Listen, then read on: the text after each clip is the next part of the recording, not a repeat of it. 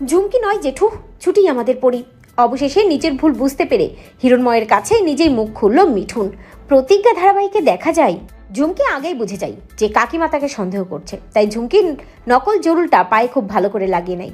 তারপর যখন হিরণময় সবার সামনে বলে, পরিমা তোর পায়ের জরুলটা একটু দেখা দেখি, ঝুমকি চেয়ারের উপর বসে পায়ের জরুলটা দেখিয়ে দেয় আর নাটক করে বলে, বাবা তোমরা আবার আমাকে সন্দেহ করছো, মেয়ে হিসেবে মানছো না, আমি তোমাদের পরি বাবা, আর কতবার প্রমাণ দেব। ঝুমকি নাটক করতে থাকে, হিরণময়ের মন নরম হয়ে যায়। হিরণময় কাকিমাকে বলে যে, মোহিনী আর মেয়েটিকে কষ্ট দিও না, ওই আমাদের পরি, আর কতবারই বা সেটা প্রমাণ করবে ও বলো। ঝুমকি মনে মনে খুব খুশি হয়ে যায়। অন্যদিকে অভি ছুটি অফিসে চলে যায়। তবে অভি যখন ছুটিকে একটা ফাইল আনতে বলে, ওই ফাইলটা নিয়ে আসতে যায় ভেতরে, ঠিক তখনই ওই স্টোর রুমের দরজাটা বন্ধ করে দেয় জ্যোতির্ময়ের ছেলে মিঠুন, এবং মনে মনে ভাবে, এবার দম বন্ধ হয়ে শ্বাসকষ্ট হয়ে তুমি মরে যাবে। ছোটবেলায় শুনেছিলাম বন্ধ ঘরে তোমার খুব কষ্ট হয়, আর ধুলোবালিতে তো আরো কষ্ট হয়। দরজা বন্ধ করে বাইরে দাঁড়িয়ে থাকে মিঠুন। অনেকক্ষণ হয়ে যায়, কিছুতেই আসছে না ছুটি। তখনই ছুটি কি করছে ভেতরে দেখার জন্য অভি সেদিকে যায় এবং বুঝতে পারে মিঠুন বাইরে দাঁড়িয়ে আছে, দরজাটা বন্ধ, নিশ্চয়ই ভেতরে কিছু হচ্ছে। ছুটি ভেতরে অসুস্থ হয়ে পড়ে। দরজা খুলে ছুটিকে ভেতর থেকে বের করে অভি। তবে এই কাজটা যে মিঠুন করেছে তা ছুটি বুঝতে পারে সিসি ক্যামেরার ফুটেজ চেক করে। মিঠুন যখন নিজের রুমে বসে থাকে, ছুটি তখন মিঠুনকে গিয়ে আচ্ছা মতো ধোলাই করে এবং মিঠুনকে বলে যে, সিসি ক্যামেরায় আমি সবটা দেখছি, আর যদি কোনোদিন এমন কাজ মিঠুন করেছে তাহলে তার থেকে খারাপ আর কেউ হবে না। ছুটির ধমক শুনে মিঠুন বেশ ভয় পেয়ে যায় এবং ভাবতে থাকে যে, এ তো আমার নিজের দিদি, একদম নিজের দিদির মতো শাসন করছে। আমি ওকে অনেক কিছু বলতে চাইলেও কেন বলতে পারলাম না?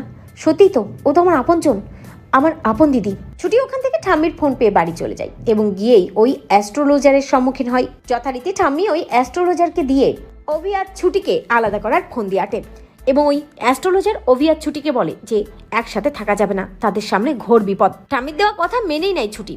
তবে অভি বুঝতে পারে এই সবটাই এদের প্ল্যান এবং ফন্দি। অন্যদিকে দেখা যায় বাড়ি ফিরে যায় মিঠুন। তবে বাড়ি ফিরে গেলেও মিঠুনের ছুটির শাসনের কথা মনে হতে থাকে এবং ভাবতে থাকে, আমি কি করছি, কেন করছি, ও তো আমার আপন বোন, আমি ওর ক্ষতি চাইছি। অন্যদিকে দেখা যায় ঝুমকি টেবিলের সব খাবার খেয়ে নেয়, এমনকি মিঠুনের জন্য একটু খাবারও রাখে না। মিঠুন টেবিলে গিয়ে দেখে তার জন্য কোনো খাবার নেই, বরং ঝুমকি সবটা খেয়ে চলে যায় এবং মিঠুনকে বলে যে, কোনো খাবার নেই, তুমি আর কিছুই খেতে পারবে না, যা ছিল আমি খেয়ে নিয়েছি। মিঠুন মনে মনে ভাবে, আমার নিজের দিদি হলে এমন কাজ করতে পারতো না। অফিসে যতবার অভিদাদার জন্য ছুটি খাবার নিয়ে এসেছে, ততবার ওই খাবার আমাদের জন্য কিচেনে রেখে দিয়েছিল ছুটি অন্যরকম। ছুটি আমার বোন, না এই ঝুমকির মতো মেয়ের পাল্লায় পড়ে আমি ছুটির ক্ষতি করব না, আমি জেঠুমণিকে সব জানিয়ে দেবো। হিরণময় হঠাৎই ওখানে আসে এবং মিঠুনের কাছে জানতে চাই, কিরে মিঠুন, তুই এখানে কি করছিস বাবা? ঘুমাসনি এত রাতে, আর এখানে দাঁড়িয়ে আছিস কেন? মিঠুন হিরণময়কে জড়িয়ে ধরে কাঁদে। হিরণময় মিঠুনকে বলে, কিরে মিঠুন, কি হয়েছে বাবা? মিঠুন হিরণময়কে বলে, জেঠুমণি ওই ঝুমকি আমাদের পরি নয়, ঝুমকি আমাদের কেউ না। শুনে হিরণময় চমকে যায়। হিরণময় মিঠুনকে বলে, কি বলছিস এসব? তোর মা একবার জরুল নিয়ে এসব করলো, এখন আবার তুই?